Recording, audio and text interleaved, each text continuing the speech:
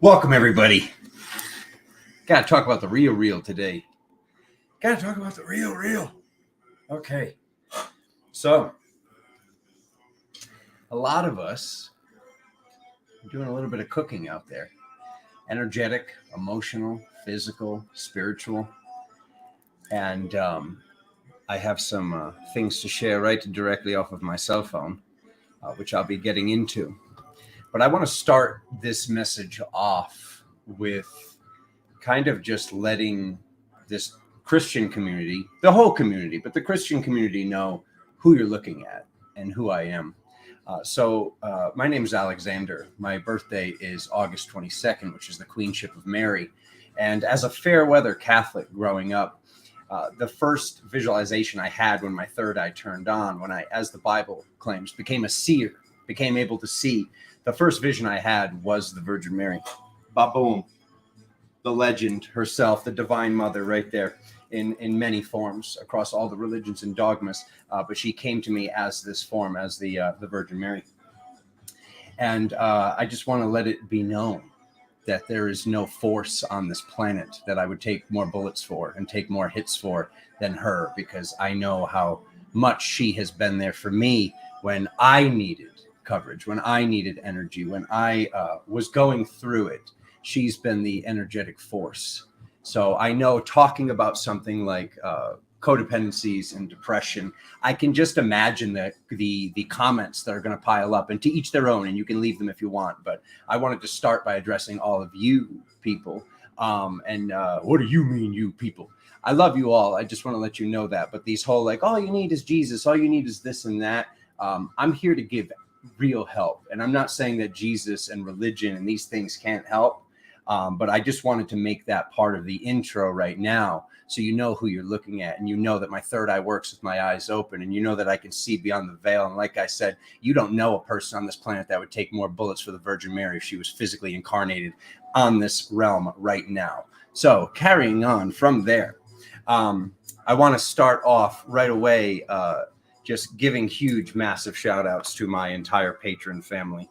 So part of what I'll be talking about today is energy vampirism, plain and simple. And let's just talk about it. All right, first I want to go through the highest highs and the lowest lows. So having this event here in town, and I'm sure many of the people that are here right now, this Sedona Starseed Summit, the highs were unimaginable. Like, to even try to talk about it is just going to dilapidate it and make it ugly.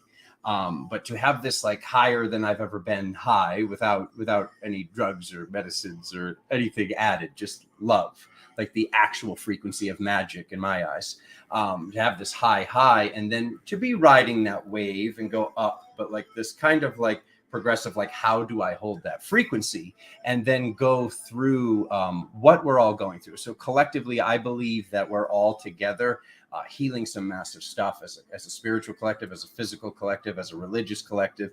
And those things are codependency, and those things are throat chakra attacks, sacral chakra attacks, a lot of things that stemmed back in the Renaissance period, if not easier.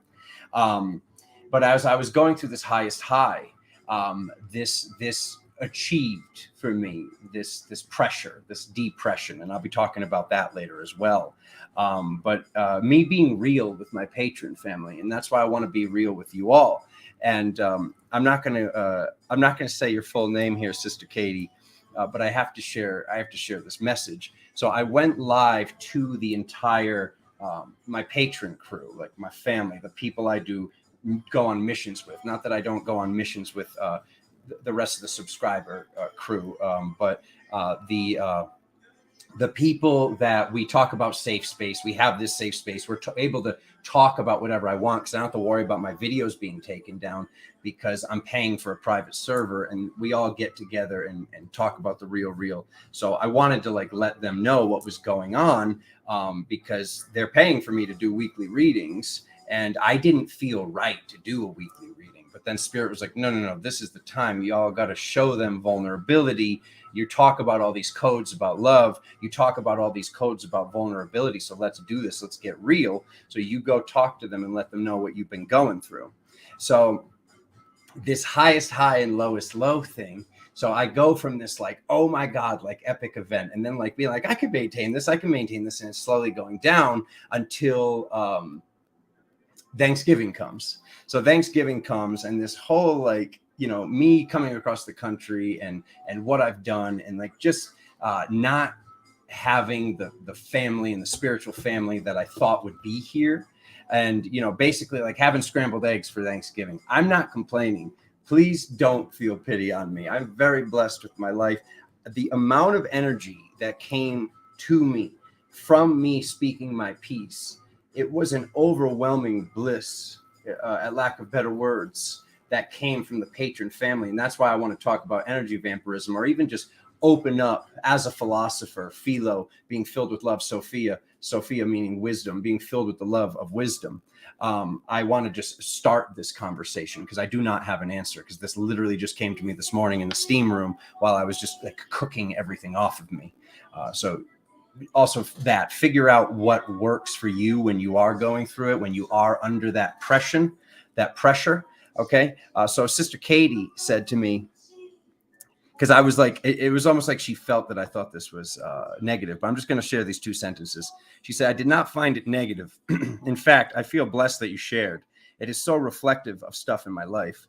What kind of a teacher would you be if you pretended life is rosy, or actually if everything in your life was perfect? Good God. So Spirit asked me to ask. So this is why I had to share this, Kitty, because all the message that flowed in, and a big shout out to all of you. I can only imagine, like I wrote down some names, but I don't want to forget anybody. But the messages that came in, and the feelings of love, my sister Queen, my brother Michael, my brother Shane, Carrie Lynn for the win, Cheryl, Joanne, and Carrie, my Scotland family. I honestly, I have no words. I would part oceans for you all. Ginger, Renee, Nicole, my brother Johnny, and my sister Christina. All of you. There's so many. I'm sure there's names I'm forgetting, but this is what I was feeling, was this whole guilt, at lack of better words. So I go through this like, you know, what is this? Like, why am I alone having scrambled eggs for Thanksgiving? And I'm just like sitting with this, and it's like I said, it's like this highest high, and then this, and it's not the lowest low. I've gone through much lower lows, mind you. I do want to say that, but on this ascension process, this is what is necessary for us to work on things. This is the message that's been coming to me. It's like this thought process of it's only going to be like this, and it's only going to go up, and it's going to go up and up and up and up. It's the way I see this is like the stock market, and it goes up and down, and that's a healthy market. That's a healthy spiritual market.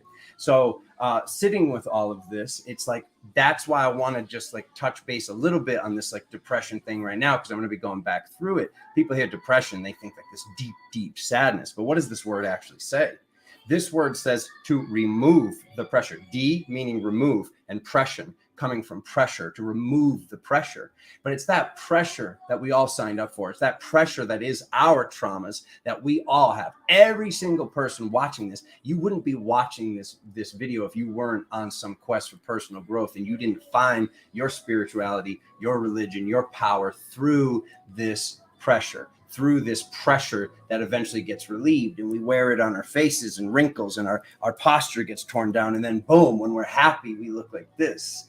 But it was like this, such an interesting, like this whole like attracts like thing that I've been talking about for years, and to see it firsthand this morning when I went to the gym to do the steam room, it was so interesting. I see this. And shout out to the sister. I can see you're going through something, obviously. But I see this girl that I've seen her so many times, not making eye contact, her head's down. Whenever I'm whenever I'm going through the lobby of the hotel to get to the spa for the gym, and she's got more people than I've ever seen her working with before. She's got a big group of people, another big group of people, and I'm going to get through them.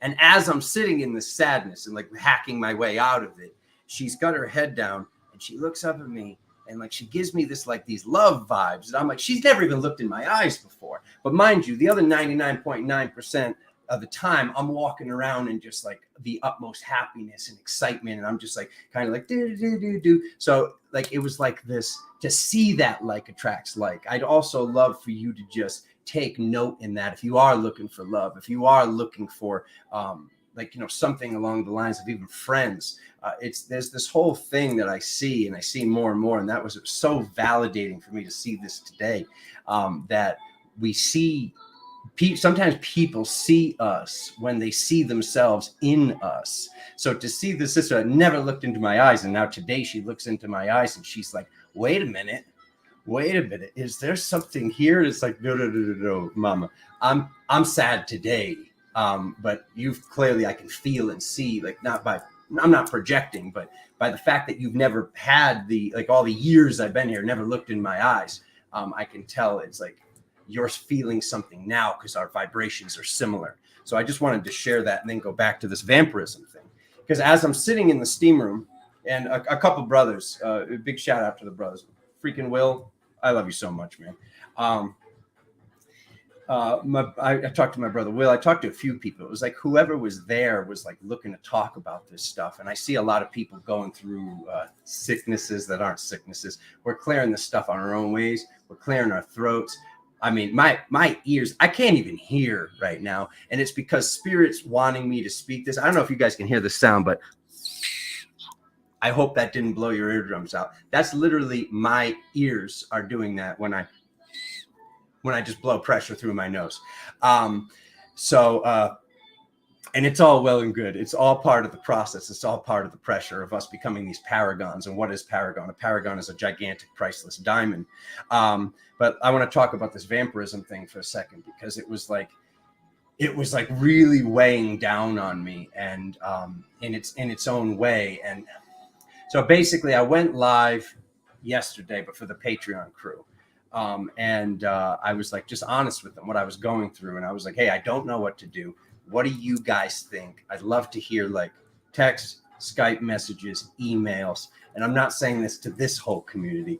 Trust me, it was overwhelming what has come through from the patron family, and I'm absolutely positively, I know I'm on the other side of this now. So please, I'm not speaking to all of you. I love you. If you really feel called to send an email or something, you can, but I prefer my privacy with this, to be honest with you. And my patron family's on it, and I love you and I appreciate you. I do say that. I'm not saying that to trigger anybody. I'm just saying I've already seen so much of this. So everybody's, whether it was warrior or holding space or prayers or the energy, it was like, oh my God. Because literally I told them all yesterday, I was like, I'm going to get myself ready to be able to go live on the 1st. And I know I told you all, so I also apologize. I said the next video I do, I wanted to go live at some point in this gap between the event and the 1st and talk about the sacral chakra, talk about, sacred sexuality or whatever it is. And that's still coming. It's probably going to be after the 1st now.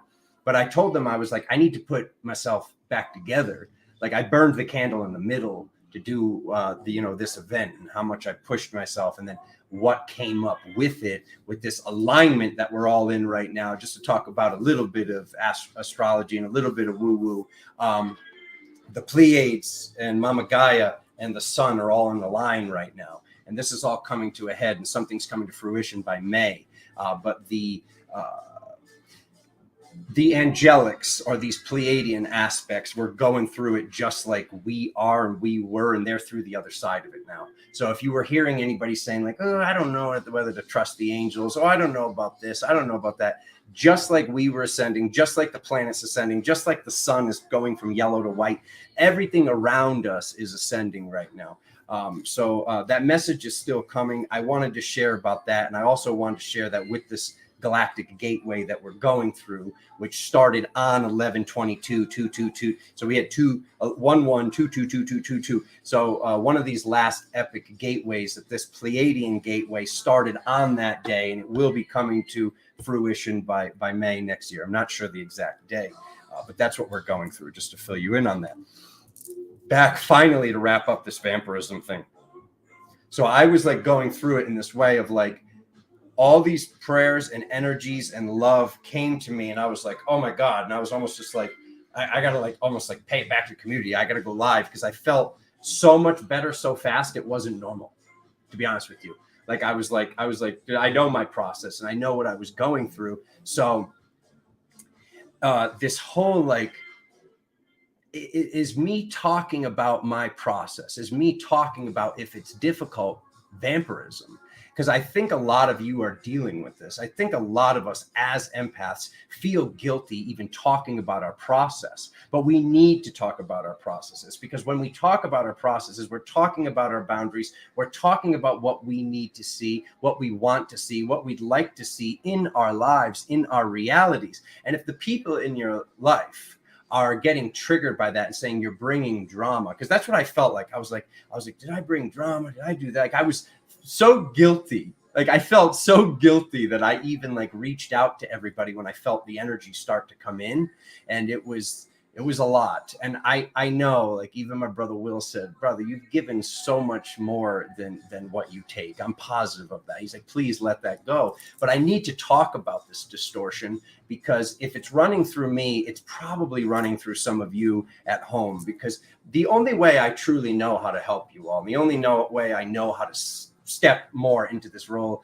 as a teacher or a brother or a father figure or whatever it is. Not that I'm looking to be any of that. I like less labels, not more. But what better way for me to talk about what's going on and how I ascended than by talking about my process and going through the nitty gritty. So that's what I wanted to talk about. And just to validate that, it's like, once again, I don't have an answer on this whole like vampirism thing. I know I didn't do anything wrong, but at the same time, like me thinking I did something wrong and me like having this whole like literally like the world, like not even the world, not you guys, but a lot of people that were watching me and were sending me love started to send like pity, because there was this belief structure that I was going through it. I was going through a darkness. I was possessed. I was this, I was that.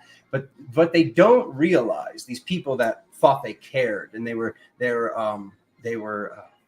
this belief structure of hundreds of people thinking he's about to fall, from regardless where they got that information, all of them thinking that at the same time, it made me stronger. It's like almost like picture being on top of a mountain that you know you can't fall off of because you have a mission to do to stay alive. And it was like all core. It was like all my core muscles, like as this wind is constantly hitting me of he's gonna fall. And I was just like, do you guys know? Can you see me? Do you know who you're talking about? And just it made me stronger. It made my body stronger. It made my mind stronger. It made my etheric, my astral. It made all of my body stronger. So I thank you for being out of alignment. I do want to say that. But speaking about being in alignment, you can't make this up. And I know she didn't do this on purpose, but I have to show this. I have to show this because I was asking the patron people what to talk about and what to do. And I cut your phone number off the top, sister, but I had to share this from Renee. So if you check out right here, and this is probably flipped. Okay. You see the time says 1:07 up here. Oh God, that looks terrible. I should have done a screenshot. But see the time says 3:38 down here. And I know this is probably reversed for me or maybe for you. Talk about breaking codependency codes at 3:38. She put that up at the exact time that I hit this thumbnail. She didn't know I was going to do that. She had no idea. You want to talk about the universe. You want to talk about how we're all connected. I put this thumbnail together. I wrote out all this information to share with you all today. And number 5, right after patron vamp, it says right there, codependency, and because it's a loaded thing that some of us think like, no, I broke all those codes. I lived alone for this long. I did it. No. This is something very, very gnarly from many, many lifetimes. And it's something that we all need to do together and we all need to work on together. But for actually breaking codependency codes, this is us working together, my family. This is us being able to talk about our processes, by being able to talk about what we're going through. But I do see a lot of people like, oh, no. That's you're dealing with that. I know I have these codes. I know I have this BS. I know I've been working on it for years, not being able to move out to Sedona by myself, having to land here with people. It was like, I needed everything very, very cushy to be able to come here, to be able to step into my power. And I still think that all of this is part of that process. Once again, how else can I help except by talking about my process? But I just wanted to, without ruffling any feathers, or with ruffling feathers, because if that's the case and it triggers something, what I'd like to talk about with triggers, which comes true for me more and more every day, is this. If you go up to an artist and you tell them yellow and blue makes purple, they're not going to go, yeah. They're going to look at you and they're going to be like, oh, brother, sister, I'm an artist. Yellow and blue makes green. So when that resistance comes out in your loved ones, comes out in your lover, comes out in your friend, comes out in your boss, comes out in whoever you have in your reality, including yourself, if this happens, you didn't make a mistake. But more and more every day, as I go into this, as I catch myself, I know that's the stuff I have to look at. And when I see it in others, it helps me to be able to pause, but it also helps me as a healer and an intuitive to be able to know, do I say any more? Have I already said basically not too much? Spirit talks through me, but do I continue pressing this like they're getting possessed right now? Like this person is becoming possessed by these belief structures of ego that are not real. So it's up to you and your intuition. Do I push through this? Because those arguments are not truly won. I want to let you know that. If somebody goes to their brain is not breathing oxygen any longer. They are no longer in touch with their power. They are no longer in touch with innocence. They're no longer in touch with that stuff. So it's up to them, because you can only like not even lead them to water. You can just let them know, hey, there's water there if you get thirsty. But with all of this taking place, the person can snap their way out of it, but it's up to you to use your intuition, to use your, not even your intuition, your just logic to look at the person. How is their face? How is their arms crossed? How is their body language? How is their energy? Because some of us might go, like myself, I might go to, and then I might be like, holy shit, Alexander, what are you doing? Because I've been working on this. So it depends on if the person's working on that and working on these distortions. But to have these conversations and to see everything that's going on with all of this and seeing who's worked through their pains and seeing who's worked through their things, I know that this is something that we all do together by working, like I said, through vulnerability. Vulnerability in the masculine, through the majority of spiritual masculines, the huge majority, the vast majority, is seen as weakness still in this day and age. And this is one of my life missions, one of my newer life missions, but this is one of my missions, is to make sure that that spotlight is put on that, and to know that this is a masculine trait, not a feminine trait. It's a masculine trait and a feminine trait. Both sides of the coin have this vulnerability. It is not feminine to do that.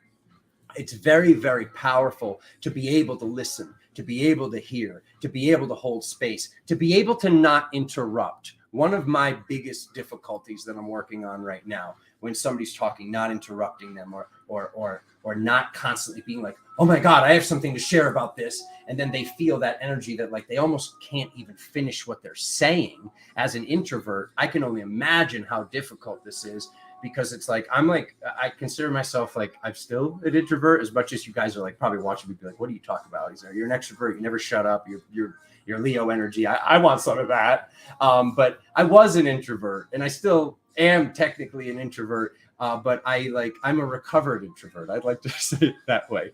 But I worked my way through these things. So I can only imagine, as somebody who has like even more introvert energy and introvert numbers and numerology and introvert zodiac signs and introvert positions, how upsetting and triggering and how much of a recipe for resentment it could be when we keep cutting them off, when we keep speaking over them. So I apologize to anybody I've done that with. And there are people that, as I see that, depending on how burnt out I am, once again, that comes to a boundary. If I'm like, I'm just burnt out, but like this person's like, I really want to see you before I leave town. I really want to da. And I know I don't feel right. I burned the candle in the middle, so to speak. I need to be able to say that, but sometimes I feel like, oh, they're here. Oh, I want them to feel it. And I'm like, I haven't come. And then like, these are the days, the more than ever, I'm just like, no bullshit. Like, just stop. Especially if the person's ever like paid me for a session, forget about it. I'm just like, it's like whatever that distortion is within myself or wherever it is, I feel like okay, just be like, no, stop talking. Like, this is what's going on and you'll see. And it's sad. It's upsetting. It's like sometimes we can do one little insult, we can say one little thing, or we can speak over a person 3 times. And it's like days of our energy, days ends up being compiled until we say sorry to this person, or till we release this stuff, or till we speak about the energy, or till we say like, yo, that was my bad. I should have told you my energy wasn't right to have you come over, but I had you come over and then I acted like an a-hole. We need to be able to have these conversations, and that's vulnerability. And that's admitting where we did something wrong. That's admitting where we weren't loving. That's huge. Those are huge, huge codes.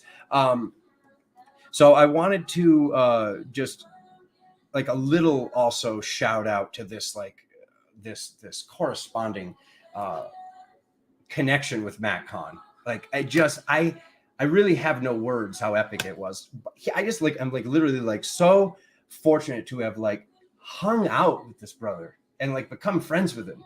Like, it was like anytime I've ever done like any of these other events in the past and had a keynote speaker, and all the love to you, other keynote speakers, but they've been very like sunglasses on, like get me in the back door, surround me with security, get me out of the back door once I'm done speaking and get me back to my Airbnb or whatever it is, or they have their car and they have their driver. Matt Kahn was in the building, open to close. And it was weird enough on the day where he spoke. But when he said like, when do you go in tomorrow? When is this? When's that? And I go, oh, I'm gonna be there at like 9:30. And he's like, oh, okay. He's like, so can you pick me up like 9:15? I was like, yeah. But I was like, you don't speak till like 5, 6 o'clock. And because I'm like used to this old reality. And he's like, oh yeah, no, I want to be there to watch the other speakers and hang out with everybody and hug everybody. I was just like, what the heck is going on? So I got to hang out with him then and all over the place and like have all these epic conversations. But then never mind, the day after he'd already spoken. And then on Sunday, he's like, he looks at me, he's like, so 9:15 again. And I was just like, what are you? Like, what am I even watching? So yeah, that guy's the real deal. I just want to let you guys know, like I aspire, as much as I'm in service, like to see this brother be in that much service was so life-changing. I want to say that. So supportive. But the reason I really, really brought this up was not to bring any FOMO into the people that like wanted to come but didn't come, or somebody told you not to come. What I'd really like to talk about is the fact that like talk about a connection, because this is the last subject I want to bring up here. But I need to preface it with how and why I got to this information. So from talking to Matt, he said how he had this like background in almost becoming a spiritual hip hop artist. And I was like, oh, that's weird. I had that. And he talks about how when he was waking up, he was a personal trainer. And I'm like, I was a personal trainer. I didn't say this out loud. You don't interrupt. Like I interrupt some people. I wish I respected everybody this much. But I'm not going to interrupt Matt Kahn. So I'm hearing him talk about his process. He's like, oh, I was a personal trainer. And then I walked into this store one day and they told me that I'm going to end up doing psychic readings there. And I'm just like, what the heck is going on? Like, this is literally my awakening story. So I was like, just completely like floored by this. And I never even shared any of this with him. But what I did notice, and what I hold space for you all with this, is with these aspects of the ego. With these aspects of the ego, this is the last thing I'd like to talk about. And let me just write that down. 28 minutes aspects, because I want to put the thumbnails in so you guys can jump right to these subjects. But with the aspects of the ego, I have 2 distortions that are very major that I've already found. I like to call them, because my name is Alexander, but I like to call them Underground Alex, this hip hop distortion. And I named my other one Joy Boombats, because that aspect of stuff used to get really mad. I used to call him Ron Chi, like chi meaning energy, Ron Chi, like Ron Chi, like nasty energy. But he'd get that aspect of self would be like, it would be funny for a second, but then like there would be aspects of my ego getting really upset with this Italian distortion that was lies. Like I literally lived my life in lies for years. Like this whole like, oh, I'm in that neighborhood. This is my family. This is my blood. You'll be sleeping with the fishes. Oh, you don't want to mess with me. And a car's going to roll up at your house. Whether or not I said it out loud, I was projecting this. But now when I see Joey Boombots come through my system, it's very easy for me to identify. When I see Underground Alex come through my system and I'm like, yo, what's this on the deal? And it's music is my life. Like music was the only thing that kept me alive at some points. So when I saw hip hop being abused and I saw hip hop getting ruined, it was like a source of passion and awakening for me. And that's a whole conversation for another day. But these aspects of self through survival, through wanting to survive, through wanting to not be in fear, to not be in these frequencies, I located these things. I located this like, yo, and I located this like, hey, what's the matter with your face? So when either of those things takes place in my reality, it's very easy for me to identify. So this is why I'm saying like, I don't have pity. I don't worry about any of you out there, but I'm fortunate enough that my distortions are so weird. They're easy to identify. And I know that with identifying what's the difference between my ego and what's the difference from my true soul's essence, people like myself, and now I see people like Matt, to wake up from that, to be able to find what isn't real, what aspects aren't real. It's easy when there's this yo, or this like, hey, that's, I know that's not me. I know that's not real. I know I did this as defensive mechanisms to basically scare people away from hurting me. And I'm just letting you know that holding space and knowing your ego's going to get triggered if you give it names. But I know that you guys can do this. And I think it was supposed to be easier for me, so I could speak about this, so I could locate these frequencies, so I could identify these ideas to be able to share them with you all. Because when I see these distortions come up in my own field now, it makes it easier for me to pause. But I imagine there's some very, very powerful wizards and magicians and sages and shamans out there, all of you, that are doing this stuff maybe a little bit longer because it doesn't have such an obvious distorted voice. So that one thing I'd like to leave with you with that is that process, because I was fortunate enough to be going through that process, have easy ways to identify that process. And now at this point that I've ascended to, it's I can see quicker that I'm going through this. But what I'm getting at is, if for you, this voice of ego is very similar to your real voice.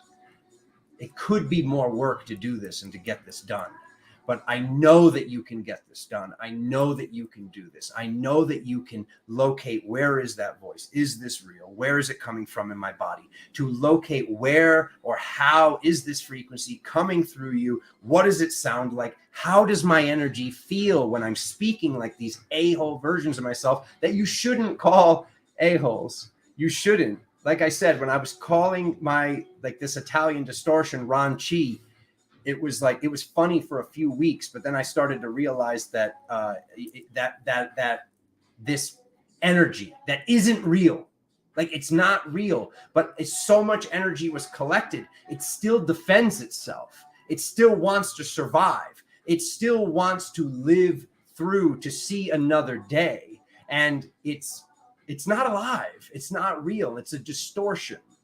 It's a distortion. And it's almost like this whole, like this castle in the sky thing.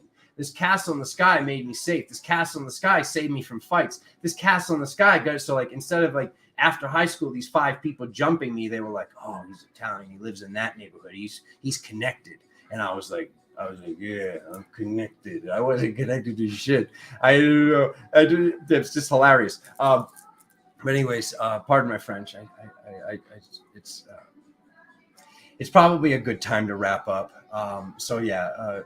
Welcome, Catherine. Big shout out to you as well. All the family, all the people supporting, all of you supporting from afar. I needed to be real with you. And especially after, Katie, when you see this, I freaking love you so much, especially after reading your message. And there's so many people in the Patreon crew and so many people all over that they're just like, am I doing anything? Like, I feel like I'm not doing anything. And it's like, I mean, talk about like whether you know you're doing something or not, like what your words, your love, your energy, all of you did for me from yesterday afternoon to now. I have no words on how to thank you. I have no words on how to express this. And I just wanted to leave this message out there about this codependency, this depression thing, and just know, just to wrap up that thought process, the depression to me is a way that we all chose to wake up, and we have a choice here. And I know many people don't think it's a choice. They think it's actually an imbalance, and they think it's something medical. And I'm not saying that nobody out there needs medication. And I want to just, I should have said this in the beginning, but always ask your doctor before watching the Galactic Tarot channel. But I wanted to say to you that for me, it's been a choice. And maybe that's because I'm really lucky. I think for more people than you realize, it is a choice. And by looking at this depression, this pressure to depressurize, to remove the pressure with a different light, and to know that this is the frequency that makes us have to change, that makes us have to think, that makes us have to look at our lover, our family members, our conversations, what we're bottling up, our traumas, our sexual traumas, our mental traumas, everything that we've gone through. This depression is something that is there to assist us, I believe. And I think that there's a big difference between depression and anxiety. And those are conversations probably for another day as well, because that's a very loaded subject on when we're feeling anxiety and what to do about that, and those meditations. I can always talk about that on another day, but I wanted to let everybody know about these codependency codes that all of us are going through. All of us are going through. So if you get to that, like, I'm going through that, that's why I brought that up earlier. If you get to that, yes, you are. Yes, you are. And you can be triggered at your brother. It's okay. You can send me that wind. It's going to make me stronger.